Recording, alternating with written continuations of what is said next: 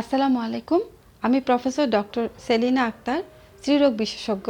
আজকে আপনাদের সাথে গর্ভকালীন 5টি বিপদ সংকেত নিয়ে কথা বলবো। নারী জীবনের পূর্ণতা মাতৃত্বে। মাতৃত্বে নারী পায় তার পূর্ণতা। প্রকৃতির নিয়মেই একজন নারী জন্ম নিবে, পরিণয় সূত্রে আবদ্ধ হবে এবং সে একসময় মা হবে এবং তার কোল জুড়ে আসবে ফুটফুটে বাচ্চা। প্রকৃতির যে নিয়ম, এই নিয়মেও মাঝে মধ্যে ঘটে ছন্দপতন এবং এই ছন্দপতন ধ্বংস করে দেয় একটি পরিবারকে, অনিশ্চিত করে দেয় একটি বাচ্চার ভবিষ্যৎকে। তাই আসুন আমরা আজকে জেনে নেই গর্ভাবস্থায় মেয়েদের কি কি বিপদ সংকেত আছে, যেই বিপদ সংকেতগুলো আমরা দেখলে অথবা পরিবারের লোকজন দেখলে সাথে সাথে সেই গর্ভবতী মাকে উপযুক্ত জায়গায় চিকিৎসার জন্য নিয়ে যেতে হবে। গর্ভকালীন সময় অবশ্যই একটি সেন্সিটিভ সময়, কারণ এই সময়ে একটি শরীরে দুটি প্রাণের বসবাস, সুতরাং স্পেশাল একটু যত্নের অবশ্যই দরকার আছে এবং সেই যত্নটা কিন্তু আসতে হবে তার পরিবার থেকে। তার পরিবারকেই নিশ্চিত করতে হবে একজন গর্ভবতী মায়ের স্বাস্থ্য এবং একজন অনাগত বাচ্চার ভবিষ্যৎ।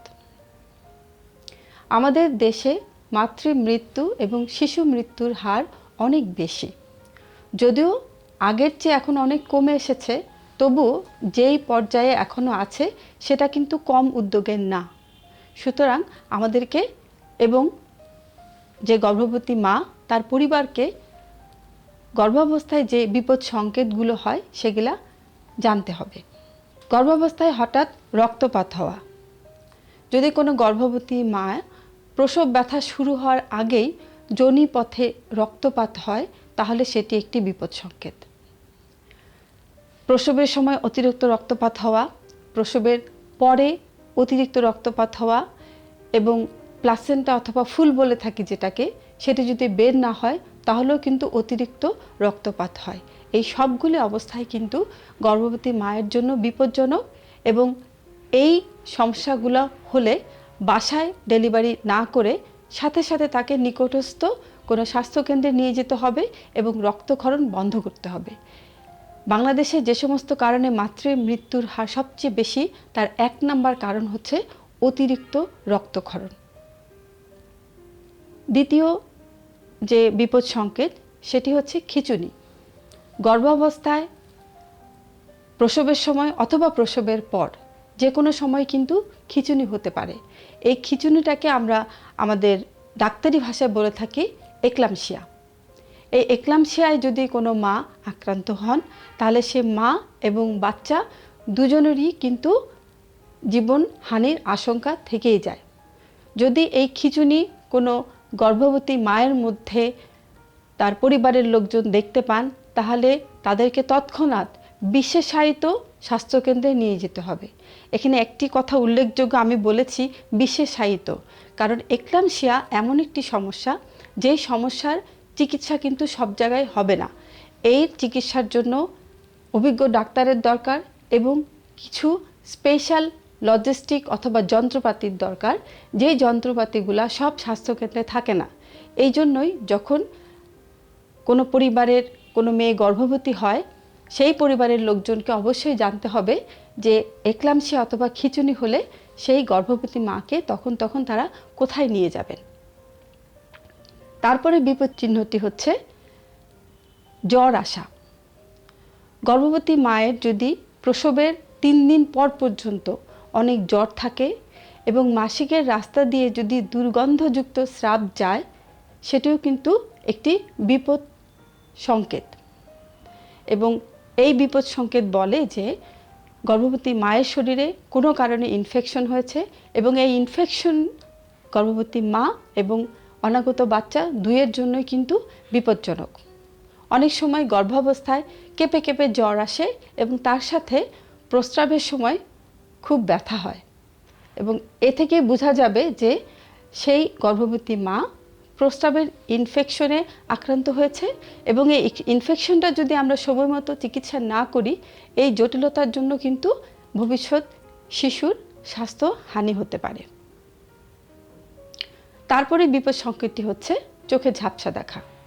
অনেক সময় অনেক মা হঠাৎ করে চোখে ভালো দেখতে পায় না। গর্ভবতী মাকে যখন সে ডাক্তারের কাছে গর্ভর সময় চেক আপে আসেন তখনই তাকে ভালো মতো বুঝিয়ে দিতে হবে যে ও যদি চোখে কখনো ঝাপসা দেখে তাহলে সাথে সাথে তার আশেপাশে যে লোকজন থাকে তাদেরকে সেটা জানাতে হবে। চোখে ঝাপসা দেখার প্রধান যে কারণটি সেটি হচ্ছে প্রি এক্লাম্পসিয়া অথবা এক্লাম্পসিয়া। চোখে ঝাপসা দেখার সাথে তীব্র মাথা ব্যথাও হতে পারে এবং সেই সাথে কিন্তু সারা শরীরে পানিও আসতে পারে এবং এটি একটি বিপদ সংকেত। সাধারণত গর্ভাবস্থায় কিছু পানি শরীরে আসতেই পারে, কিন্তু দেখা যায় যে সেই পানি আসাটা স্বাভাবিক এবং সকালে যদি ঘুম থেকে ওঠার পরে যদি শরীরে পানি না থাকে তাহলে সেটা নিয়ে ঘাবড়ানোর কিছু নাই। কিন্তু যদি দেখা যায় যে সকালে ঘুম থেকে ওঠার পরও হাত পা ফুলে আছে এবং সেটা অস্বস্তির কারণ হয়ে দাঁড়িয়েছে, সাথে সাথে সেই গর্ভবতী মাকে কিন্তু বিশেষায়িত হাসপাতালে নিয়ে যেতে হবে। 5 নম্বর বিপদ সংকেতটি হচ্ছে বিলম্বিত প্রসব। আমরা বলে থাকি কোনো প্রসব ব্যথা যদি 12 ঘন্টা হওয়ার পরও বাচ্চা ডেলিভারি না হয় তাহলে সেটি অবশ্যই বিপদ সংকেত। আমরা এভাবে বলে থাকি যে সূর্যোদয় থেকে সূর্যাস্ত পর্যন্ত এর মধ্যে যদি ব্যথায় বাচ্চা না হয় তাহলে সেটা বিলম্বিত প্রসব এবং সেই প্রসবে বাচ্চা কষ্টে থাকে এবং অনেক সময় দেখা যায় যে বাচ্চা প্রসবের পর 2-3 ঘন্টার মধ্যে সেই বাচ্চা মারা যায়। তাই বিলম্বিত প্রসব যদি হয় তাকে বাড়িতে ডেলিভারির চেষ্টা না করে তাকে স্বাস্থ্যকেন্দ্রে নিয়ে যাওয়া ভালো। এছাড়া যখন প্রসব ব্যথা হয় তখন আরেকটি জিনিস খেয়াল করা যে যোনিপথে বাচ্চার মাথা ছাড়া অন্য কোনো অঙ্গ প্রত্যঙ্গ বের হয়ে আসছে কিনা। যেমন অনেক সময় হাত বেরিয়ে আসে, পা বের হয়ে আসে, নাড়ি বের হয়ে আসে। এই সমস্ত অবস্থাও যদি হয় তাহলে সাথে সাথে সেই গর্ভবতী মাকে নিকটস্থ স্বাস্থ্যকেন্দ্রে তাড়াতাড়ি নিয়ে যেতে হবে এবং নিয়ে গেলে আমরা বাচ্চা এবং মা দুজনেরই জীবন রক্ষা করতে পারি। এছাড়াও গর্ভকালীন সময়ে আমরা মাদেরকে আরও কিছু কথা বলে দেই, যেমন বাচ্চার নড়াচড়া খেয়াল করা। সাধারণত 16 থেকে 20 সপ্তাহের মধ্যে গর্ভবতী মায়েরা তার ভেতরে যে একটা প্রাণের অস্তিত্ব সেটা টের পায় এবং সেটাকে আমরা বলে থাকি বাচ্চার নড়াচড়া। এবং এই বাচ্চার নড়াচড়া কিন্তু মাই ভালো বুঝতে পারে। আমরা বলে থাকি যে 24 ঘন্টা অথবা 12 ঘন্টায় বাচ্চা যেন কমপক্ষে 10 থেকে 12 বার নড়াচড়া করে এবং এই নড়াচড়ার যে সময় এবং নড়াচড়ার যে ইন্টেন্সিটি এটা মায়ের চেয়ে ভালো অন্য কেউ বোঝে না। বাচ্চা যেমন নড়াচড়া বেশি করলে সমস্যা, তেমন কিন্তু কম করলেও সমস্যা। বেশি করলে কিছু সমস্যা আছে যে সমস্যাগুলোর জন্য বাচ্চা পরবর্তীকালে পেটের ভিতর মারা যেতে পারে, আর কম করা হচ্ছে যে বাচ্চা ধীরে ধীরে হয়তো নিস্তেজ হয়ে যাচ্ছে, এই জন্য বাচ্চা নড়াচড়া কম করছে। সেই জন্য একজন গর্ভবতী মাকে আমরা খুব ভালো মতো বুঝিয়ে দেই যে তার নিজের বাচ্চার নড়াচড়া যেন ঠিকমতো সে খেয়াল করে, কারণ পেটের ভিতরে বাচ্চা নড়বে, খেলা করবে, ঘুমাবে, সেই যে অনুভূতিটা সেটা কিন্তু মাই ভালো বুঝতে পারবে, একজন গাইনোকোলজিস্ট, একজন স্ত্রীরোগ বিশেষজ্ঞর চেয়েও বেশি।